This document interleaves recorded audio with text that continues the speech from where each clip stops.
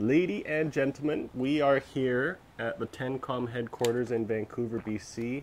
It is a beautiful, bright, sunny day, and we are preparing for Monday's Wimbledon send-off. So we've got a couple stories here to talk about, and I think that we're going to make this a short and sweet video, but we've got our notebook of stats. Beckett is illegibly written for us, and yeah, basically just wanted to have more of a personal hangout rather than our usual pre-written reviews and everything. So we're going to talk Whoa, are you saying they're scripted reviews? No, not yet. So we just wanted to hang out with you guys, have a little bit more of a casual hang.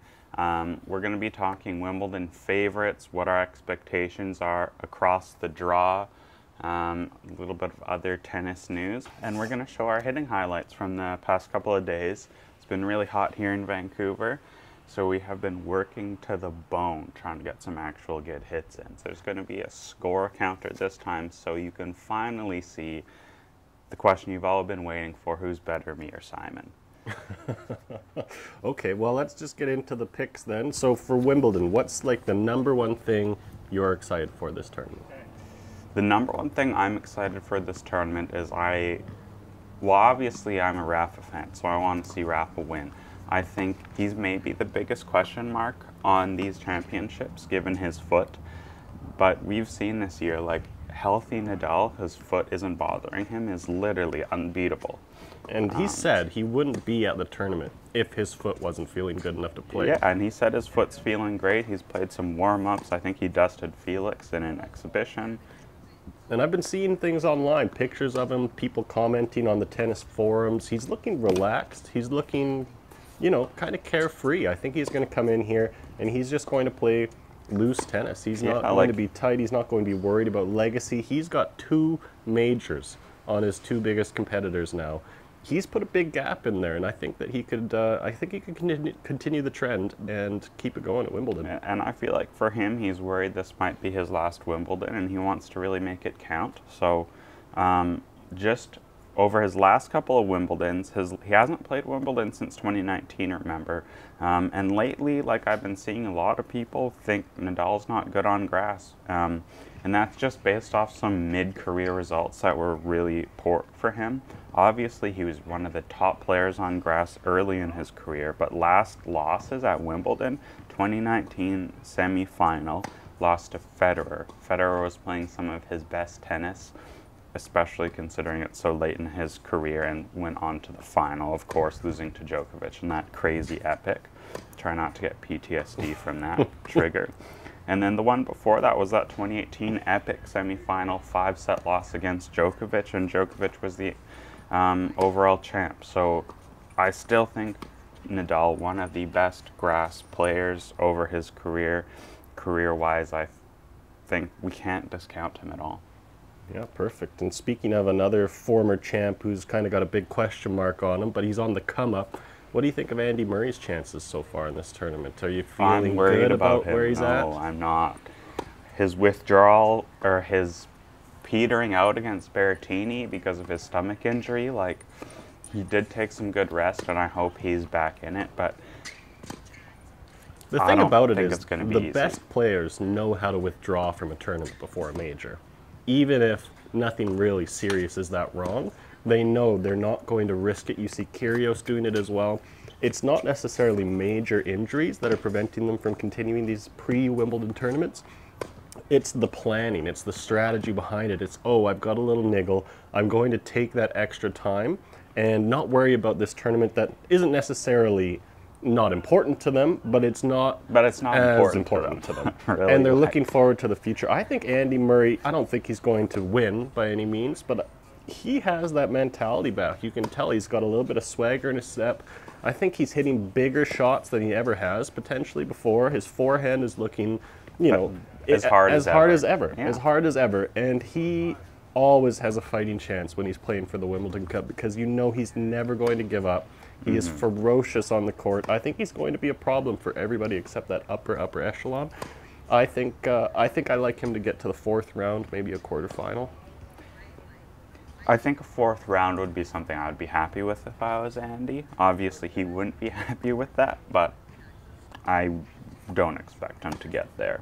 I do want to talk about Djokovic next. So he is the #1 grass player, probably of the past 5 years, if not longer. He's been the guy who's been racking up championships at Wimbledon, those trophies, but he's not playing well this year. Sure, he hasn't had a lot of chance to, but according to the notebook, right, his last couple of matches, he lost against Nadal at Roland Garros, so that's going to be tough for his confidence because he definitely had to play in that match to win it. He did win Rome, so that was good, but before that he lost to Alcaraz. That said, Alcaraz did go on to be the champion in Madrid, where they lost. He also lost to Rublev in the final at the Serbian Open, including a bagel in the final. Like, that is not good.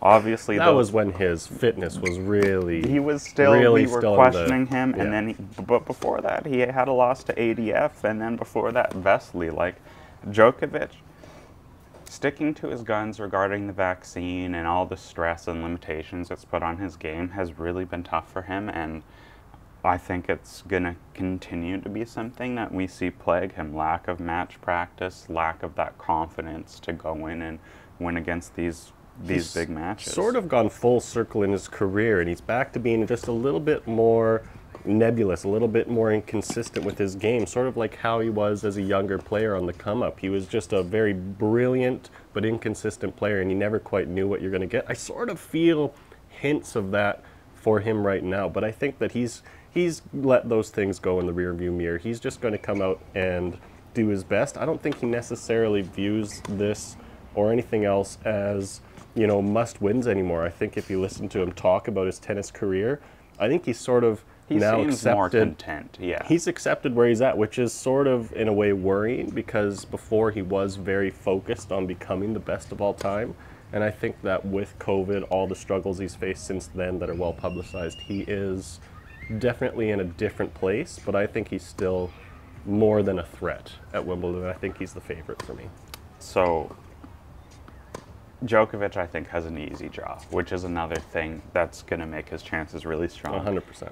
I looked through the draw, like, did a bunch of spreadsheets on it, and, like, Djokovic's worst case scenario here, this is not, like, most likely, but I think this is worst case. Kwon in the first round, obviously. Could face Hot Kakanakis, but I think Djokovic knows that if he can push it to 5 sets, he's going to have a nice advantage over Kaki. Then Millman. I like the Aussies on the grass, by the way, and I think Millman is a guy who can, like, not give Djokovic pace to work with, and Djokovic wants you to give him pace to work with, so that could be tough. Opelka sucks on grass, but if somehow he finds it, huge performance, makes it to the 4th round, he's serving bombs and serving volleying or something, that would be tough, but there's no way that's happening. Alcaraz, another huge question mark. He could get hot and make the quarterfinals and be a problem for Djokovic, but he's really unproven. But Isner is also in his quarter. And Isner's a guy, he's been making finals. He's clutch in the doubles, so, like, he's going to be feeling confident going in to Wimbledon. I think he's really looking for a good result outside of the U.S. Semifinals, he's got Hurkacz, but I think a secret super dark horse in the top half is Dimitrov. He's arguably the second best grass court player in that half. I could see him getting hot, hitting the semis. He's also playing really well these days. He seems like he's more motivated than ever to win, almost. I don't know where it's come from, but he's now become a real fighter on the court the last, I'd say, year, and he's putting up results. He's beating big players all the time. I like Dimitrov a lot. I think that he could make a deep run in this. This similar to how Gasquet made a deep run late in his career there. And then obviously final, it's Nadal or Berrettini, so neither of those are going to be easy regardless of who you are. Well, where's Kyrgios in this draw? That's what I'm curious about. Is he on the other side? Yeah, so this draw is actually whack. Like, the top half is full of guys who got all their points on the clay court swing, which I liked how Wimbledon was doing their seeding before, where they're more heavily factoring grass results. But, like, 31 seeded Baez is in the top, Ruud's in the top, Kyrgios is in the bottom with all the big hitters. Here's his route to the final. He does have some ab pain, which is why he pulled out, as Simon mentioned earlier. First round against Jubb. Possible that Kyrgios doesn't even win that match because I don't even know who Jubb is. Must be a scrub. And neither will Kyrgios. Then he's got Krajinovic, and he should be able to beat Krajinovic, but I think Krajinovic had a good run in Queens. He's got clean strokes and still could pose problems because he's not like that exciting player. Then we got a third round against Tsitsipas, who's just won his first title, I believe, against RBA in grass in Mallorca. That was a good match. Yeah. So that could be tough, and Tsitsipas is going to be wanting revenge from the other week, and not to mention a terrible season. Fourth round should be Shapo, but it's not going to be. Like, if you look, Shapo has a horrible first rounder against Shapo won't. Cressy. Cressy's no, is good it too. FAA? It's against Cressy. No, Shapo's against the Dutchman Rinderknecht, or something. Not look up pronunciation, but just a big flat hitter, and I think he'll probably lose in the first round with the way he's been playing. More likely, fourth round is RBA for Kyrgios. Which is a tough test over 5 sets for Kyrgios. That's going to be tough. 5 sets against Tsitsipas, and then another 5-setter against RBA. More than 3 5-set matches, regardless of who he's playing, is tough on Kyrgios. Not to mention he's playing doubles with Kokonakis, so he's going to be tired. It's not going to be easy. Quarterfinals, Berrettini. I don't see him winning that. Okay, hot take. Do you think Kyrgios cares more about the singles or the doubles with Kok? So, after they won Australian Open, Kyrgios said he was not playing doubles at Wimbledon. So what changed? Well, it must got paid. Not like Wimbledon must have paid them.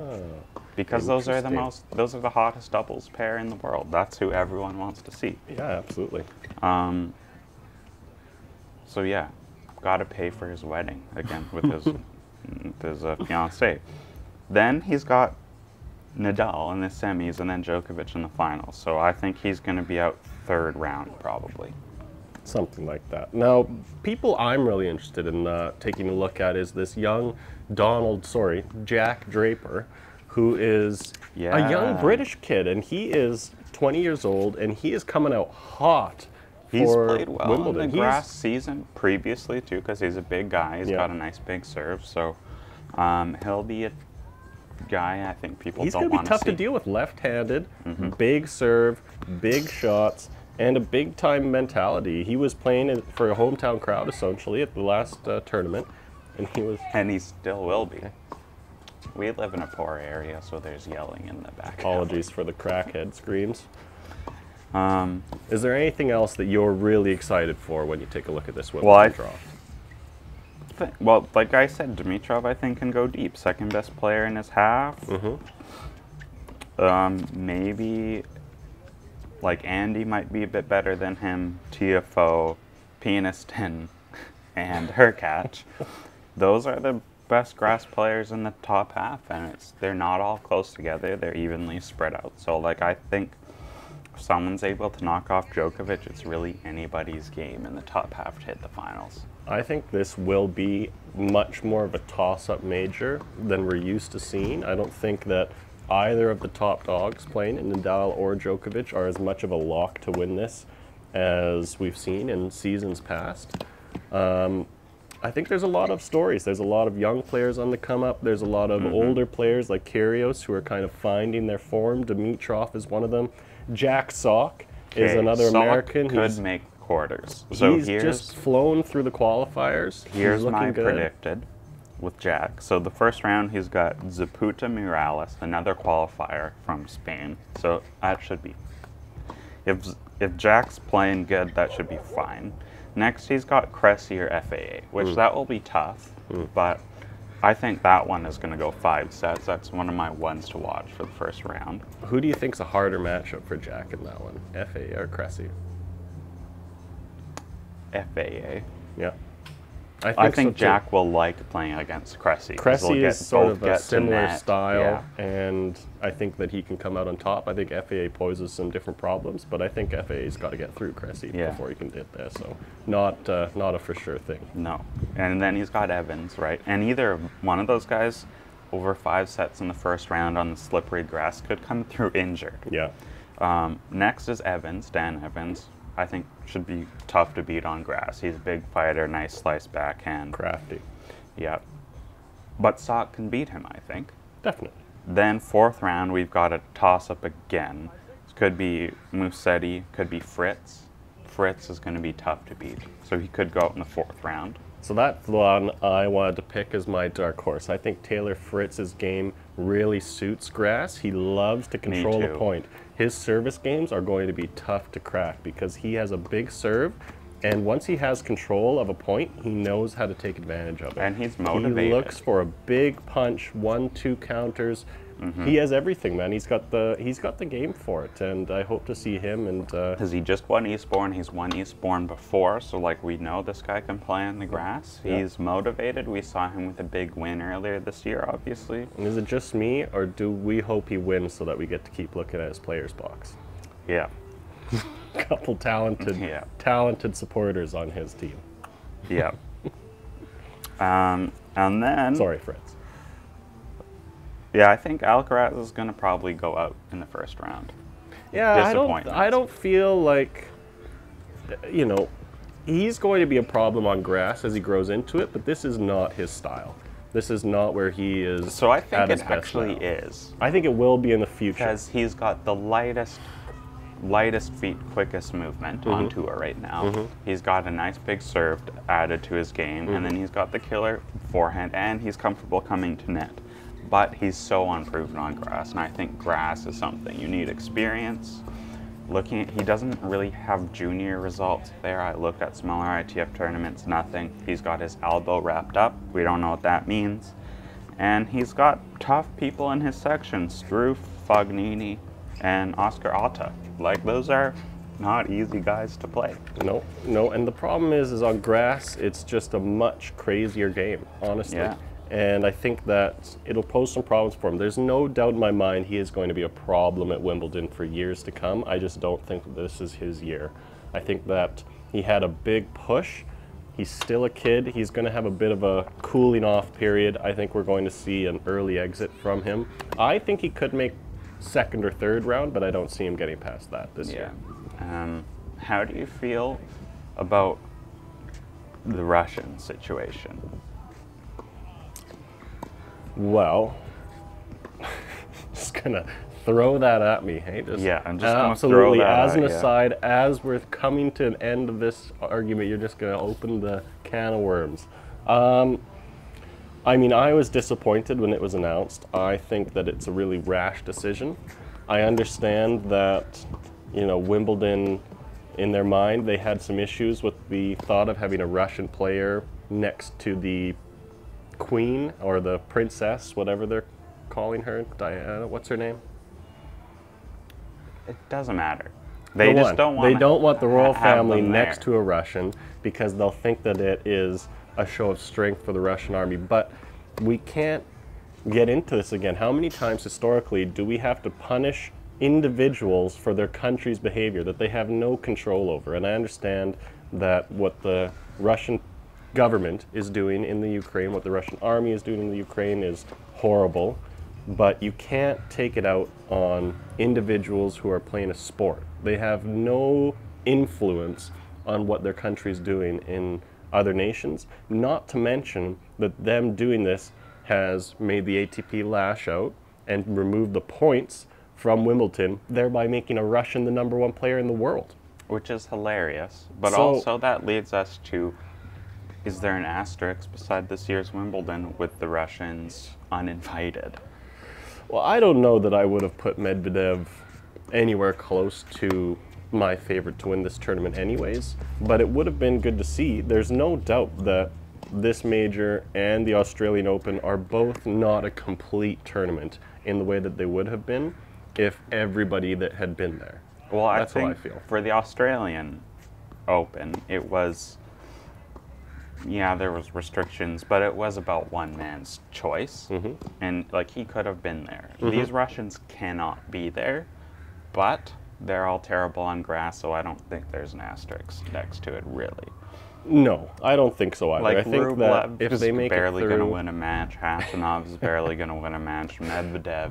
Medvedev, Although he played well on grass earlier. no, But he's a good player. He could do damage over 5 sets too with Medvedev. You never know. He is a grinder. He's got to come to net at some point on grass. You just know he's going to dump the volley.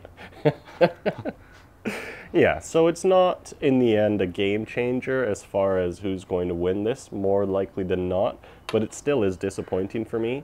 I think you have to ask yourself, how do you define who a Russian player is, because you have several players on tour, including one who's changing her nationality, who have Russian heritage. I was, from the start of this ban, trying to get Wimbledon to denounce Shapo from being able to play in this tournament, and it just didn't happen. He wrote letters to the Queen. I wrote letters to the Queen, unaddressed and unresponded. So her and I are having a bit of a back and forth at the moment. More of a back, no forth. But yeah, you know, I'm disappointed to see Shapo still being able to play this tournament, and I guess we'll go from there. Yeah, so let's close this out with my first rounders to watch. Johnson, Dimitrov. Best slice backhand on tour. Versus most beautiful one-handed backhand on tour. Musetti, Fritz. Like, that's going to be unreal. ADF versus Hubie. Okay. That's going to be good because ADF dives all over the court, but Hubie does as well. Yes.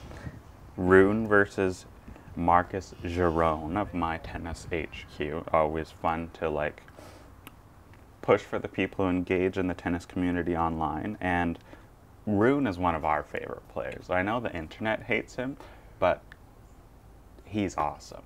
I agree. I like Rune. He's a hot young player. People are angry at him for being, you know, who he is. He's an 18-year-old kid full of piss and vinegar.